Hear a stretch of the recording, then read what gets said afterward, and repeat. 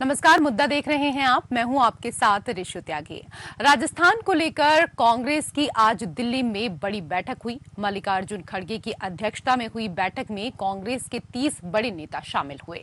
CM Gehlot VC के जरिए meeting में जुड़े क्योंकि उनके अंगूठे में चोट लगी हुई है। इस बैठक में राहुल गांधी भी शामिल हुए। बैठक में राजस्थान के चुनाव किस तरीके से लड़ा जाए, इसको लेकर यहां पर मंथन हुआ है। लेकिन सबसे अहम सचिन पायलट का मुद्दा रहा।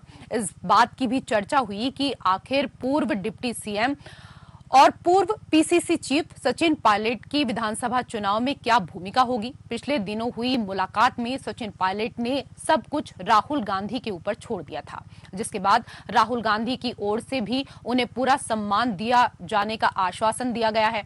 ऐसे में सचिन पायलट को क्या कुछ जिम्मेदारी मिलती है, ये भी देखना अहम होगा। कहा जा रहा है कि छत्तीसगढ़ जैसा फॉर्मूला अपनाया जा सकता है। उधर इस बैठक से एक दिन पहले मुख्यमंत्री गहलोत ने सचिन पायलट की कई मांगों को मान लिया है। गहलोत ने कहा कि राजस्थान सरकार भर्ती परीक्षा के प्रश्न पत्र लीक मामले में सजा को मौजूदा 10 साल से बढ़ाकर आजीवन कारावास तक करने के लिए अगले विधानसभा सत्र में एक विधेयक लाएगी। पायलट ने अपनी जन संघर्ष यात्रा के दौरान प्रदेश सरकार के सामने 3 मांगे रखी थी, जिनमें राजस्थान लोक सेवा आयोग का पुनर्गठन, सरकारी परीक्षा के प्रश्न पत्र लीक से प्रभावित युवाओं को मुआवजा और पिछली वसुंधरा राजे सरकार पर लगे भ्रष्टाचार के आरोप की उच्च स्तरीय जांच शामिल थी।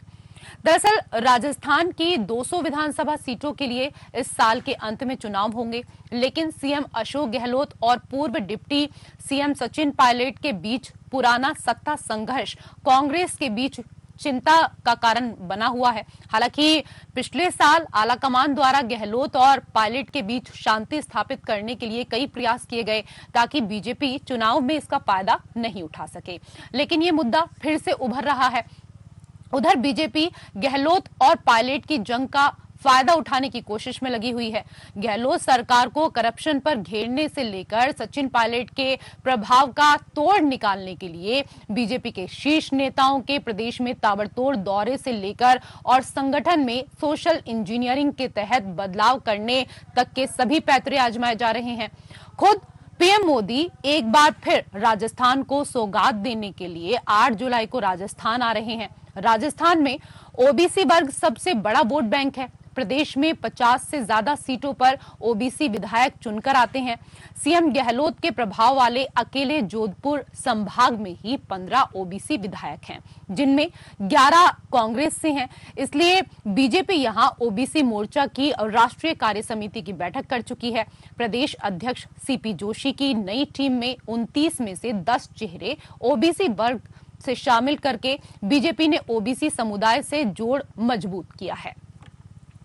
इसमें से भी जाट समुदाय से आने वाले नेताओं को बड़ी जिम्मेदारी दी गई है। इसमें से भी सोशल इंजीनियरिंग का ध्यान रखते हुए जाट समुदाय के नेताओं को बड़ी जिम्मेदारी सौंपी गई है।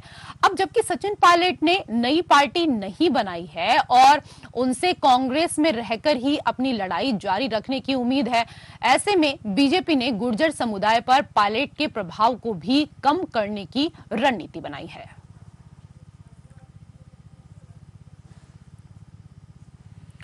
तो पायलट गहलोत विवाद सुलझाने की जो कोशिश है वो लगातार की जा रही है। आज कांग्रेस की बैठक हुई और इसमें कई नेता शामिल हुए हैं, कई दिग्गज इस बैठक में शामिल हुए। बैठक में मल्लिकार्जुन खड़गे और राहुल गांधी भी शामिल हुए। सीएम गहलोत वीडियो कॉन्फ्रेंसिंग के माध्यम से जुड़े हुए थे। बैठक में राजस्थान चुनाव को लेकर तैयारियों पर चर्चा हुई है, मंथन हुआ है इस दौरान कि किस तरीके से राजस्थान को फिर से जीता जाए। लेकिन सबसे बड़ी चीज यहां पर यही है कि जिस तरीके से पिछले कई सालों से लगातार देखा जा रहा है कि आपस में मन मुटाव है सचिन पायलट और अशोक गहलोत के, तो चुनाव पर उसका कोई असर ना पड़े, इसलिए लगातार कांग्रेस आलाकमान की तरफ से ये कोशिश की जा रही है कि कैसे इस विवाद को जल्द से जल्द सुलझा लिया जाए। तो बैठक के बीच कांग्रेस अध्यक्ष मल्लिकार्जुन खड़गे ने ट्वीट कर कहा, जनसेवा, राहत और सबका उत्थान, प्रगति के पथ पर बढ़ता राजस्थान। कांग्रेस पार्टी ने राजस्थान में समावेशी विकास एवं जन कल्याण की योजना को घर घर पहुंचाया। पार्टी एकजुट होकर आगामी चुनाव में जनता के बीच जाएगी। राजस्थान का हर वर्ग, किसान, खेत मजदूर, युवा, महिलाएं और समाज का हर एक वर्ग कांग्रेस पार्टी में अपनी आस्था व्यक्त कर रहा है। हम सबकी आकांक्षाओं का ख्याल रखेंगे। राजस्थान का वर्तमान और भविष्य दोनों कांग्रेस के हाथों में सुरक्षित है। इस बार इतिहास बदलेगा। तो इतिहास बदलेगा या नहीं बदलेगा ये तो अभी कहा नहीं जा सकता, लेकिन जिस तरीके से पार्टी अशोक गहलोत और इसके साथ ही सचिन पायलट के विवाद को सुलझाने के लिए लगातार प्रयासरत है, ये सुलझेगा या नहीं सुलझेगा, इसी को लेकर हम चर्चा करेंगे। दो खास मेहमान हमारे साथ जुड़ चुके हैं। सबसे पहले उनका परिचय आपके साथ कराते हैं। हमारे साथ डॉक्टर अपूर्वा सिंह, प्रवक्ता बीजेपी, जुड़ चुकी हैं। बहुत बहुत स्वागत है डॉक्टर अपूर्वा। और हमारे साथ कांग्रेस के प्रवक्ता नितिन सारस्वत भी जुड़ गए हैं। आपका भी बहुत बहुत स्वागत है। नितिन जी, सचिन पायलट और गहलोत मामले में ऐसा क्या है कि कांग्रेस जिसका सामना नहीं करना चाहती? पहले कई बार बैठकें टाली गई, फिर दिल्ली में 3 दिन से राजस्थान कांग्रेस के अध्यक्ष, प्रभारी और सह प्रभारी के साथ मंथन हुआ, तब जाकर मीटिंग हुई। इसमें भी गहलोत वर्चुअली जुड़े। 24 अक्टूबर रोड को आंगन सा समझने वाले गहलोत, क्या ये बताइए इस बैठक में इतनी दूरी क्यों बना रहे हैं? देखिए, बिल्कुल आपने जो बात कही है वो बिल्कुल तथ्यों से परे है। सबसे पहली बात तो जो आज मीटिंग हुई है तो वो पूरी कांग्रेस पार्टी की एकजुटता के साथ मीटिंग हुई है और उसमें मेन उद्देश्य आगामी विधानसभा चुनाव के अंदर हमारी क्या रणनीति रहनी चाहिए, जनता तक कैसे हमारी जो योजनाएं हैं वो कैसे पहुंचाएंगे, कार्यकर्ता कैसे एकजुट रहेंगे, क्या रणनीति रहेगी। जैसे आपको पता है कि हमारे पास उतना पैसा नहीं है जिस तरीके के संसाधन बीजेपी खर्च करती है। आपने देखा है 4.5 साल तक सुध नहीं ली और उसके बाद में आके अब नए दौरे शुरू हो जाते हैं। ठीक है, बीजेपी वालों से उनका सवाल पूछेंगे, तमाम पैसा बीजेपी वालों से उनका सवाल पूछेंगे, लेकिन मेरा सिंपल सा सवाल था आपसे कि 24 अकबर रोड को आंगन सा समझने वाले गहलोत बैठक से इतना दूर क्यों जुड़े? नहीं, दूर नहीं है। आपने देखा ना अभी मुख्यमंत्री जी का खुद दोनों पैर में जिस तरीके से फ्रैक्चर है और वो एक डॉक्टरों ने जिस तरीके से सलाह दी तो वो दूर से जुड़ना ही संभव था और उसमें वो जुड़े हैं। लेकिन राजस्थान में तो वो सारी मीटिंग कर रहे हैं। कौन सी ऐसी मीटिंग है जो वो छोड़ रहे हैं? वो सभी सीएम हाउस से कर रहे हैं ना मैम। एक दिल्ली जाना और एक दिल्ली जाके फिजिकली उपस्थिति देना तो ठीक है, तो कोई दिक्कत नहीं है ना सर। तो कांग्रेस की टीम जयपुर जा सकती थी, क्या दिक्कत हो गई सर? कांग्रेस की टीम जयपुर जा सकती थी ना। राज्य में मुख्यमंत्री से अधिक महत्वपूर्ण कौन होता है? वहां पे हमारे राष्ट्रीय अध्यक्ष और पूर्व अध्यक्ष Rahul Gandhi ji, general secretary organisation Venugopal जी की उपस्थिति में एआईसीसी मुख्यालय में एक मीटिंग है। आपको पता है लगातार और भी जो चुनावी राज्य हैं उनमें भी इसी पैटर्न पे मीटिंग हुई है।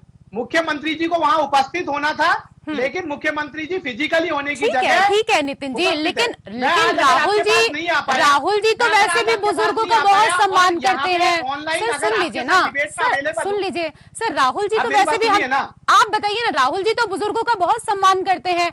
बुजुर्ग जब पार्टी का वफादार हो और पीड़ित भी हो तो उसका विशेष ख्याल रखा जाता है ताकि संदेश अच्छा जाए। देखिए मैम, आप किस तरीके की बात कर रहे हैं कि एक मीटिंग का स्थान तय था जहाँ पे अध्यक्ष जी हमेशा हमारे प्रोटोकॉल के अनुसार वहां मीटिंग करते हैं। आप उसके अंदर कह रहे हैं कि अगर मुख्यमंत्री जी के लग गई तो क्या नाम से सारी मीटिंग वहां चली जाती है। मुख्यमंत्री से बड़ा तो कोई चेहरा ही नहीं होता ना सर। अगर एक राज्य में मुख्यमंत्री से बड़ा कोई चेहरा ही नहीं होता। डॉक्टर अपूर्वा, ठीक है मैं जवाब ले लेती हूँ। डॉक्टर अपूर्वा सुनिए, आज मैं अगर आपसे ऑनलाइन डिबेट कर रहा हूं तो मैं इसके अंदर भागने की कोशिश कर रहा हूं। आज जो संसाधन मौजूद है अगर उनका उपयोग करके आदमी मीटिंग में उपस्थित हो रहा है, आप बॉडी लैंग्वेज सब लोगों की देख रहे हो, लगातार वो मॉनिटरिंग करे हुए हैं, लगातार वो सम्मिलित हो रहे हैं। हमारे राष्ट्रीय अध्यक्ष के नेतृत्व में मीटिंग होनी है जहाँ मुख्यमंत्री जी राष्ट्रीय अध्यक्ष के नीचे ही आते हैं। चलिए ठीक है, आपका काम है सफाई देना, वो आप दे रहे हैं। डॉक्टर अपूर्वा की बातें करने में बिल्कुल ठीक है सर, समझ में नहीं आ रहा है कि ठीक है सर, तरीके से पढ़े। ठीक है सर, सुनने दीजिए उनको भी। डॉक्टर अपूर्वा, आवाज मिल पा रही है आपको? जी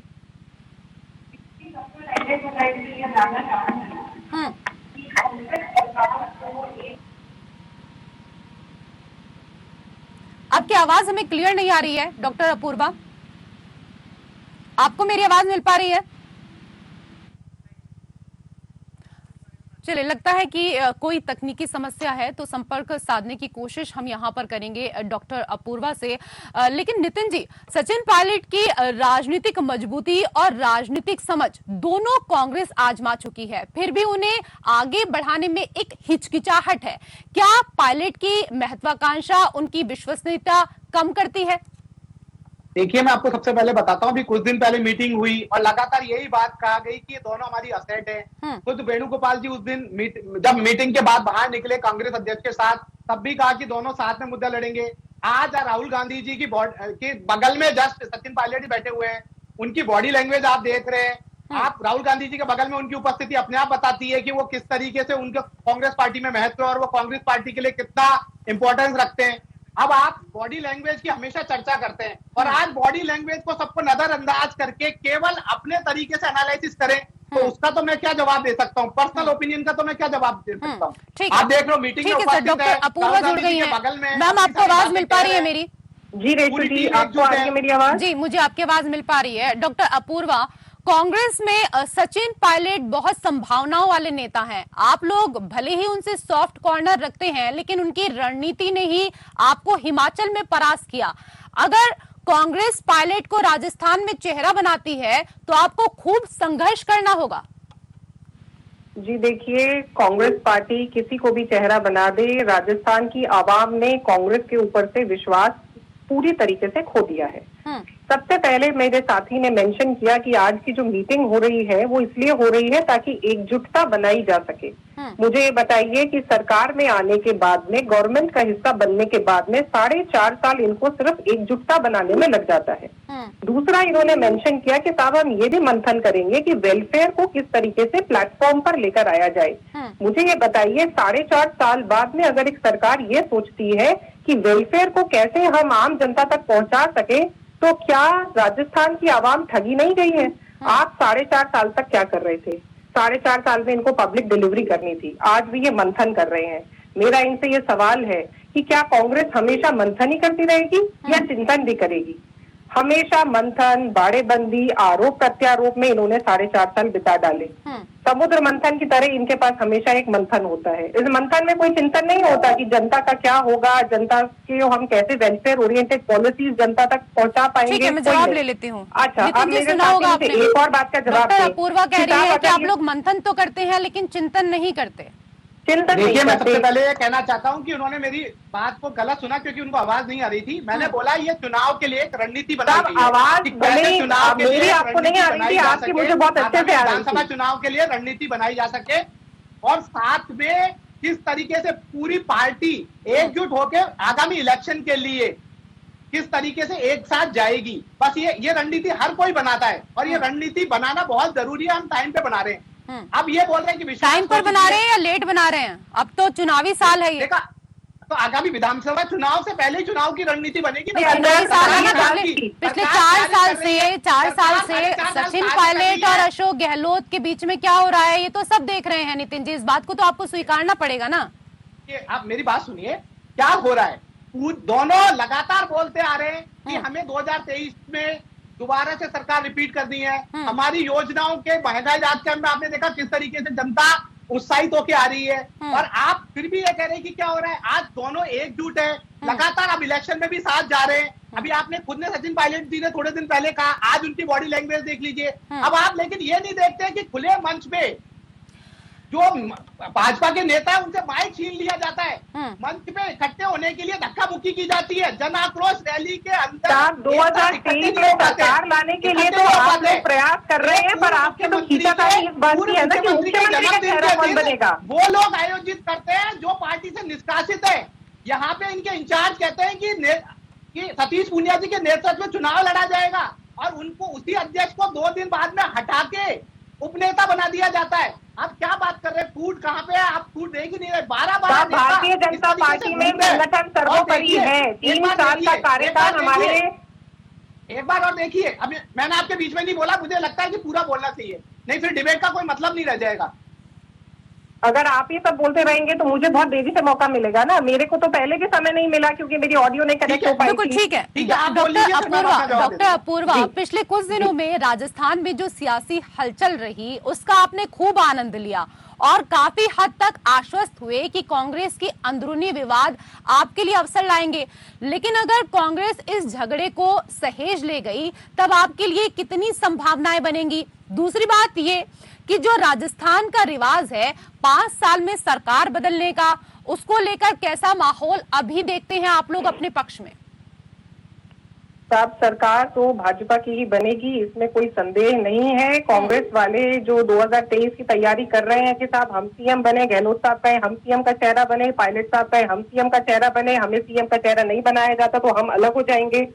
तब हर दल का दायित्व होता है कि वो चिंतन करे, मंथन करे, लेकिन एक खास समय में, खास लोगों के साथ और एक खास प्रयोजन या एक खास संकट से निपटने के ध्यान में रख करके अगर ये मंथन और चिंतन ये लोग करते हैं तो इसका उद्देश्य जो है वो सुशासन कभी भी नहीं हो सकता। इसका उद्देश्य जनता की सेवा नहीं हो सकता, जननीति नहीं हो सकती, सिर्फ राजनीति हो सकती है जो ये लोग कर रहे हैं।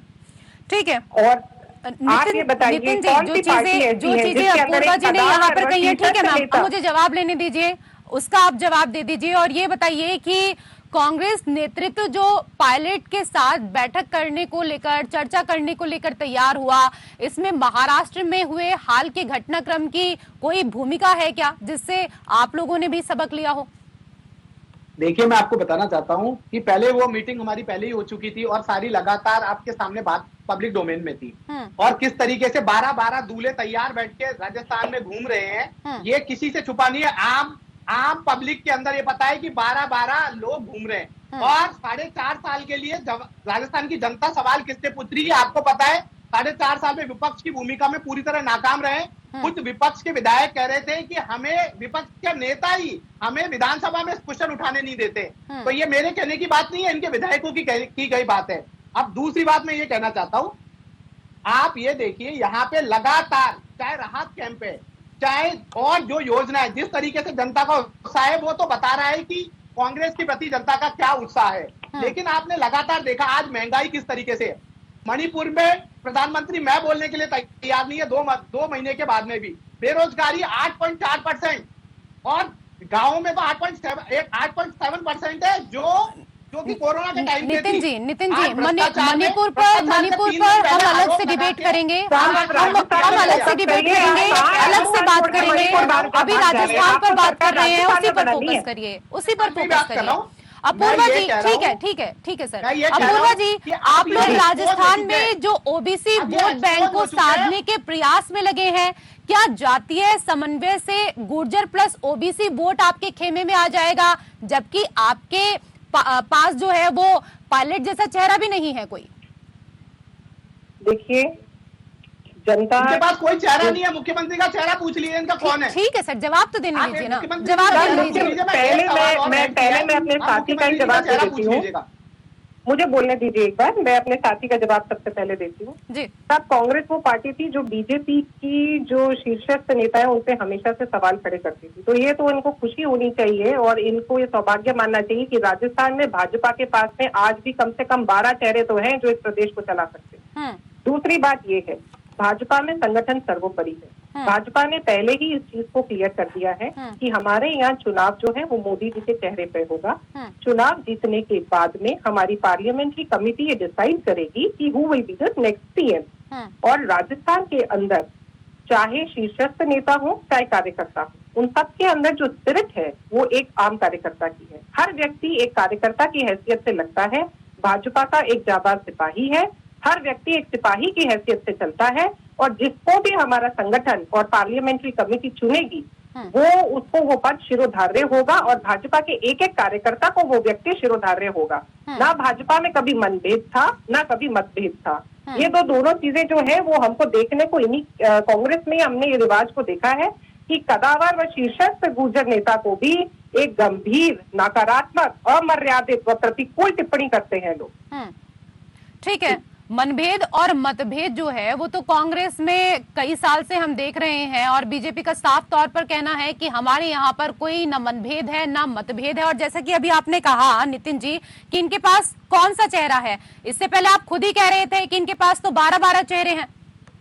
देखिए 12-12 चेहरे सत्ता को हथियाने में लगे हुए हैं। आपने देखा एक केंद्रीय मंत्री कहता है कि मैं 13 जिलों की जनता जिसके लिए प्रधानमंत्री ने राष्ट्रीय परियोजना का वादा किया, वो कहता है कि अगर राजेंद्र जी आप बन जाओगे तो मैं 46,000 करोड़ रुपए दे दूंगा। आप देखिए ऐसे 13 चेहरे राजस्थान की जनता के सामने ये क्लियरली एक्सपोज हो चुके हैं। आप इनसे पूछ नहीं रहे कि मंचों पे ये एक दूसरे से माइक छीन रहे हैं, एक दूसरे से कोनी मार के आगे आ रहे हैं, जन आक्रोश रैली और जैसे मुद्दों पे ये इकट्ठे नहीं हो पा रहे। पूर्व मुख्यमंत्री का जन्मदिन वो लोग ऑर्गेनाइज कर रहे हैं जो कि पार्टी से निष्कासित है, और वो भी उस दिन जब कोई रैली आयोजित करने वाले थे या कोई प्रोटेस्ट करने वाले थे। तो आपको आज भी एक मंच में ये इकट्ठे नहीं हो पाए और आप हमसे पूछ रहे। कोई बात नहीं, जनता को भी हम जवाब देंगे। जनता को पता है कि हम ही काम करने वाले हैं। दीजिए ना जनता को जवाब दीजिए ना। आपकी पार्टी में क्यों हमेशा रहता है कोई इधर चला कोई उधर चला, आपके यहाँ पर कौन मंच साझा करता हुआ नजर आता है नितिन जी, ये तो बताइए। किसी भी आप बताइए, भारत जोड़ो यात्रा या कोई भी बड़ा हमारा चिंतन शिविर हो या कोई भी बड़ी रैली हो, वहां पे हमारे सारे नेता मौजूद रहे? आप ये कह ही नहीं सकते, सत्य सामने है। और मैं लगातार आपको कह रहा हूँ, ये कौन से लाभार्थी ढूंढेंगे जिन्होंने ये पिछली बार भ्रष्टाचारियों को बचाने के लिए बिल लाए थे, वो लाभार्थी? जो महंगा पेट्रोल और डीजल की लूट कर रहे हैं, वो लाभार्थी ढूंढेंगे?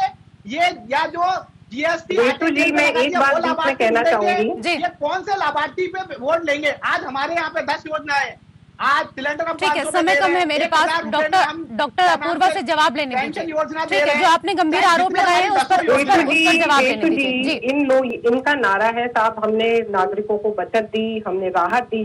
मैं इनसे एक ही बात कहना चाहूंगी, राजस्थान में बढ़त मिली तो सिर्फ भ्रष्टाचारियों को, राहत मिली तो केवल सांप्रदायिक हत्यारों को, और बचत अगर की गई तो केवल अपराधियों की गई। उन्हीं को बचाने के लिए जो है इनका पूरा फोकस लगा रहा। आप देखिए, जिस सरकार के अंदर 2 लाख रुपए लोन चुकाने के लिए एक किसान आत्महत्या को गले लगा लेता है। सोहन लाल कड़ेला जी जो ठाकरी गांव के निवासी थे, वो तो उनसे तो अवगत ही रहे होंगे। उसी सरकार अपने बजट के प्रचार और प्रसार के लिए 125 करोड़ रुपए खर्च कर देती है। आप समझ पा रही हैं? 2 लाख वर्सेस 125 करोड़ रुपए।